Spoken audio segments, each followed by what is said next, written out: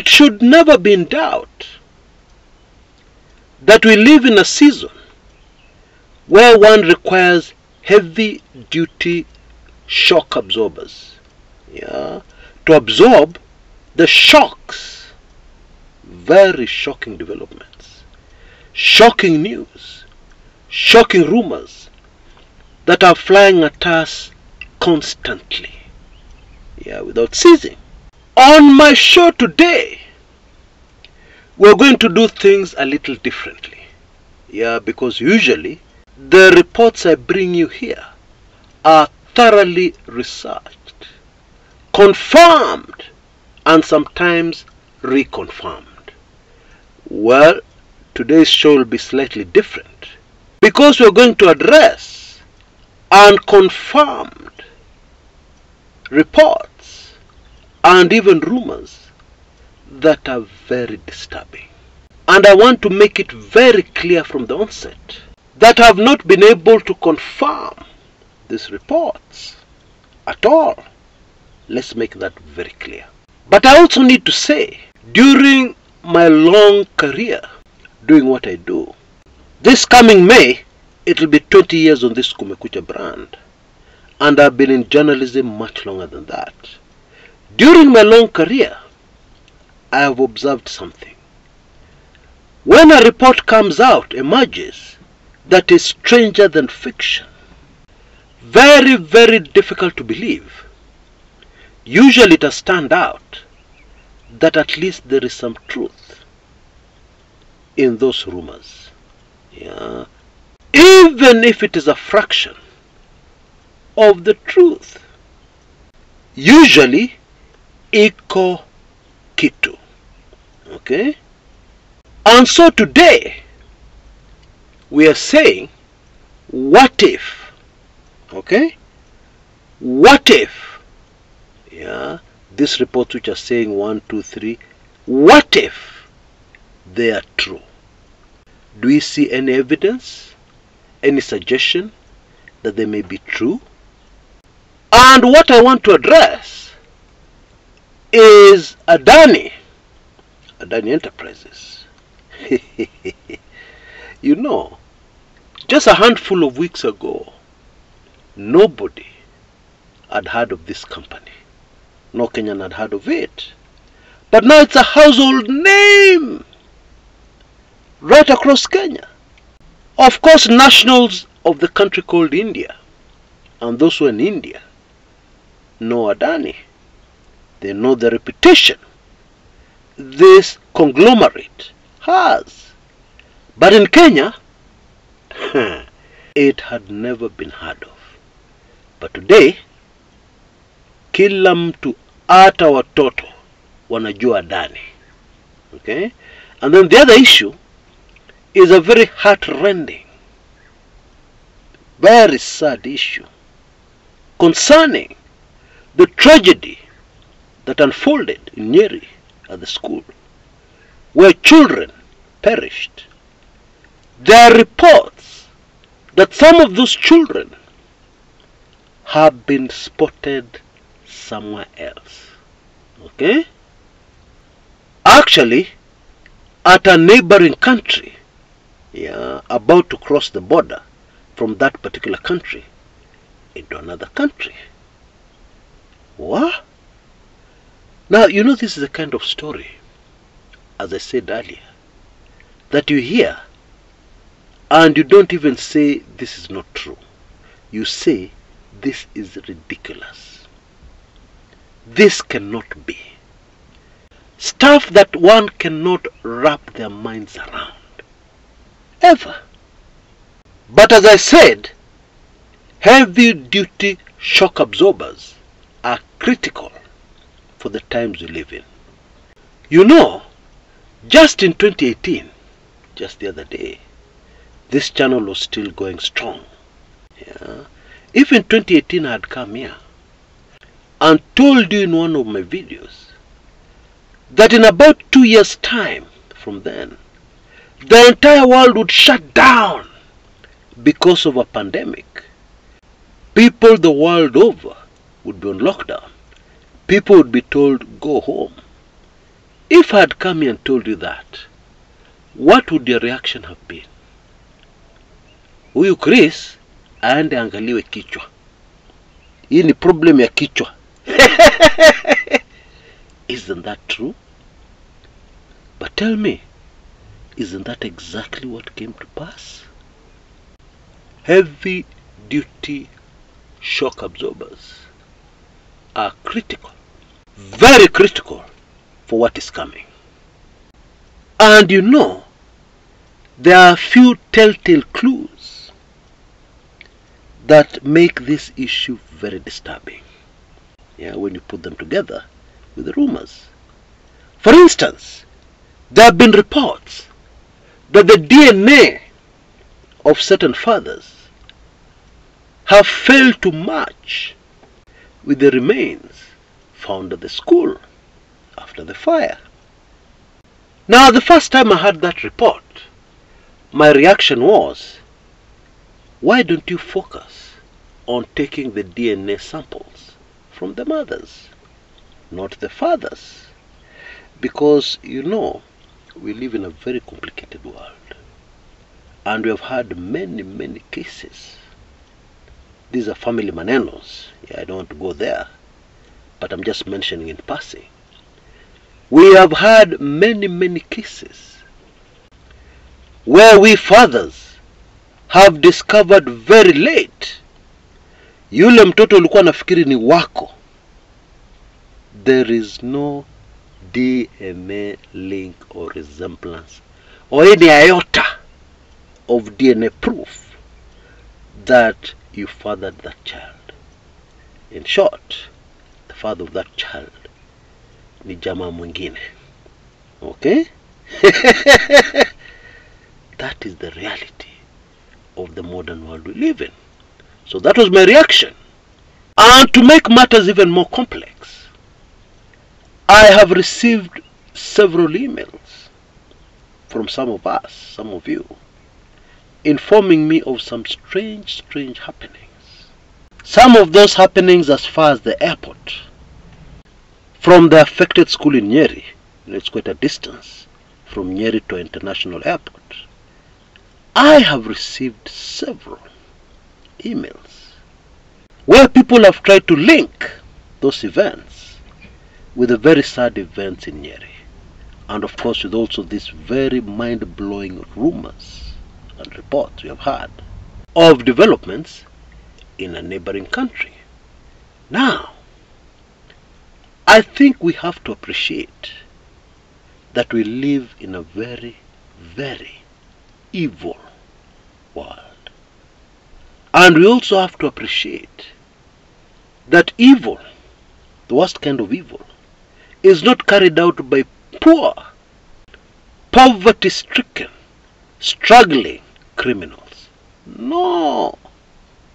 The worst crimes are committed by the high and mighty.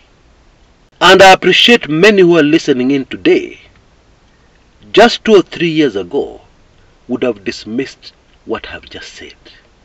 Immediately.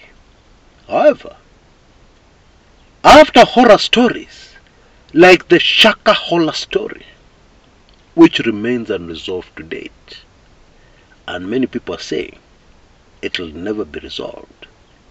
Why?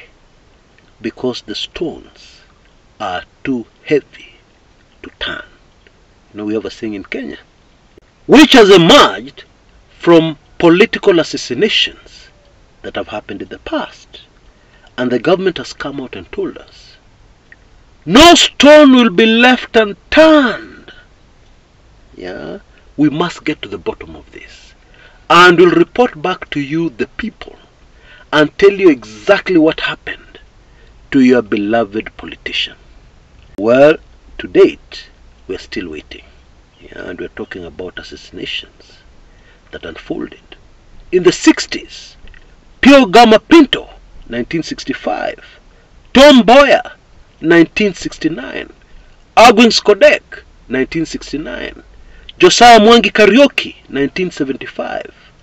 John Robert Ouko, 90, etc. We are still waiting. And the message seems to be very clear. There are some stones which are too heavy to be turned. And therefore, the government tries its best. It tries very hard, using all the strength and the power of the government. But the stone ends up being too heavy to turn. Bottom line, evil is of the powerful. Wazito ndo wanahusika na haya maovu ambayo nayasikia, na uamini kwamba masikio yako yanakuambia vile unasikia. Okay? You just don't believe what your ears have heard, or you don't believe what you have read. You say, no. This cannot be. It is always the stones which are too heavy to be turned. Now it is my sincere hope that I have communicated that message. Because don't fool yourself. Those heavyweights, those powerful dark forces, listen in very regularly to this channel. That should be obvious. But I am encouraged today and consoled in the fact that we are in the season of exposure. Yeah, and that's why I remind you once again, you need heavy duty shock absorbers. Yeah, and I am sure, I am certain that we will get to the bottom of these allegations, these rumors, these reports in relation to one of the biggest tragedies that has ever unfolded in our dear motherland. Please allow me to leave it there. Now, Adani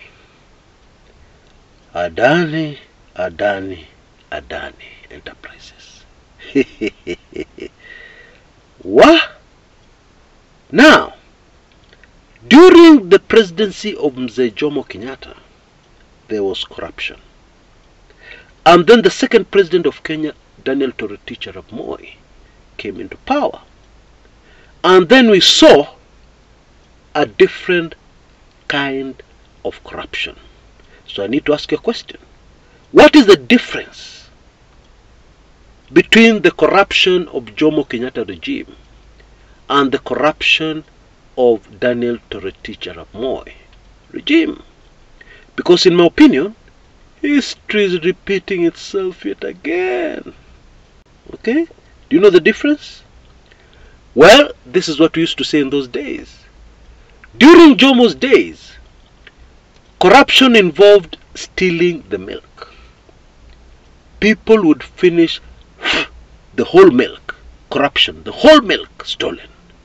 And Kenyans complained. Although in those days, it was dangerous to complain. So Kenyans complained in whispers.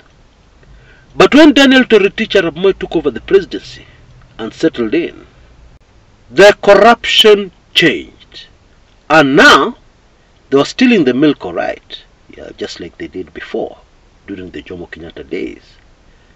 But then they went beyond that. They stole the milk. They milked the cow dry. Kabisa. And then they did something that did not make sense. Instead of nurturing that cow, waiting for another season, when it would start producing milk again, they then slaughtered the same cow, had a big feast of nyama choma, kwisha maneno completely. And so now, we were left with no milk and no cow. And this led some people to say, oh, we miss the good old days. At least, then, we had a cow. Now we don't have milk, and we don't have a cow to produce that milk. Both of them have been stolen by corruption. And I need to emphasize that this information I'm about to give you is confirmed and reconfirmed. The way our country is today is that people are doing business and earning money from you and I without our knowledge and without our consent. For example, every time that matatu you're traveling in refuels, some people have a cut in that bill they pay. If they pay 5,000, if they pay 6,000, there's some people in Kenya, very powerful people, who are going to earn a generous commission, generous percentage of that amount that has been used to refuel that matatu that is taking you to your rural home. If you are lucky enough to have a vehicle, every time you drive into a petrol station, you're making some certain Kenyans richer. Every time you switch on your electricity, either a bulb, or you play some Christian music on your music system, some Kenyans are getting richer from that electricity you're consuming. True story. That is the reality. Now, this Adani story, there are some very strange things linked to this Adani Enterprises controversy. Just think about it. You are a foreign investor in a foreign country, and shortly after you land in that country, to kickstart your big mega project, all kinds of controversies emerge. People start protesting. Social media is packed full with your name, the name of your company. What would you do? Just put yourself in the shoes of a foreign investor. And of course, to make matters worse, people go to court.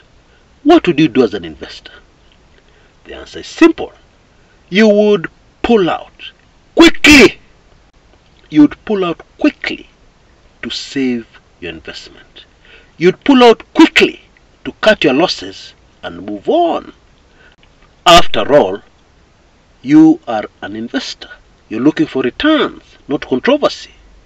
You're looking to make money, not to get bogged down in endless court cases and injunctions, etc., etc. Isn't that what you do? Now, Adani has not done that. They have stuck to their guns. They have decided we are going nowhere. Mtadu? Hey. Now, doesn't that behavior look familiar? Let me try and remember. Where have I seen that kind of behavior before? Yeah? On a serious note, where have you seen that kind of impunity before? Of course, we have seen that behavior with our political class. But now with Adani, it's different. Uko kwa nchi ya wenyewe. It's not your country. You're a foreigner. And yet you're behaving so cockily. And this is what has made many analysts sit up and pay attention to rumors that actually Adani is a front. The real owners of Adani, major shareholders, you know, they've registered a company in Kenya to handle the interests here. The real owners, the real major shareholders of that company are foreign investors, in quotes, who can be found in a country, which is within the city of Nairobi. In other words, hawako mbali, wako karibu sana sana. That is the only explanation that would make sense of the behavior, the impunity, the way Adani has been behaving with taking over the JKIA, Jomo Kenyatta International Airport. Let us simplify that. In other words, what these allegations and wild rumors are saying, is that some people sat down and they asked themselves, how can we make money from the airport? That's easy. Let us register a company offshore, okay? Or get a front And then that company or that front we get, we give them a 30-year lease. And then it will not matter whether our airport is making a profit or not. The taxpayer can take care of the losses. And of course there are going to be losses, because we're going to overcharge. In biashara, we want to make money. Okay? That is the insinuation. The